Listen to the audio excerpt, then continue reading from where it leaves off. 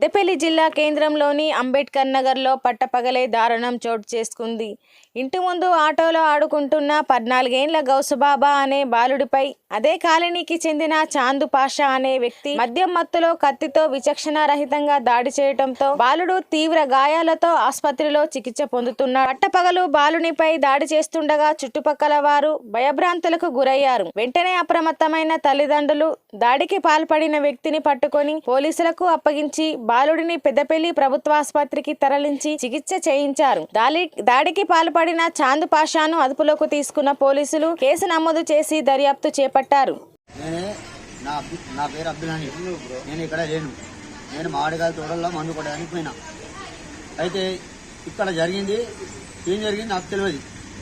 అయితే వాడు ఏమనలేట, మా వాడ పిల్లవాళ్ళు చెప్పినారు నాకు ఈడ ఏం చేయలేట, ఈడు ఏం చెప్పలేట. వచ్చి తాగిండట. తాగిన తర్వాత ఇక్కడ నేను కొడతా అని కొట్టేసిండట. ఎందుకు కొట్టేసిండు? ఎవరు కొట్టేసేవాడికి నేను అంతా మంచి ప్రేమతోటి అడుచుకున్నా.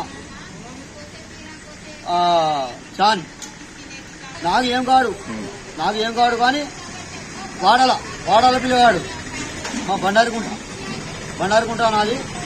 బండారుకుంట కాదా ఇక్కడ గోడలు కమ్ముకుంటే నాది.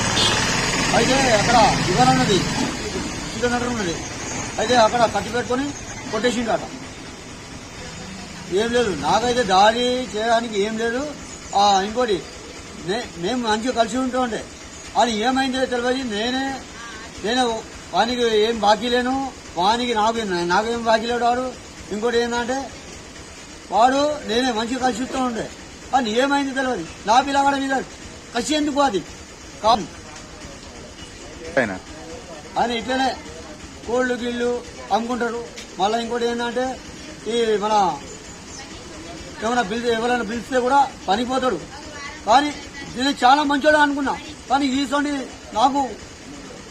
నేను లేక నాకు నా పిల్లగాను పొడిచిండు. అది మంచి పద్ధతి కాదా అని ఎవరు కొడుకు ఆడు ఇట్లనే కోళ్ళు అమ్ముకుంటాడు, ఇట్లనే చిన్న బేరం చేసుకుంటాడు. లేకపోతే ఎవరైనా కైకిలు కానీ ఎవరైనా హోటల్లో పని చేసుకుంటాడు. ఎవరైనా చెప్తే పోతాడు వాడు.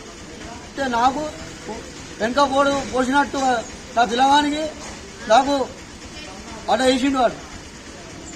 సరే కేసు అయింది, మన మీద కేసు అయింది. మన కేసు చేసి నాని చాంద్ పాషా గౌస్ బాబా పేరు అబ్దుల్ హనీఫ్.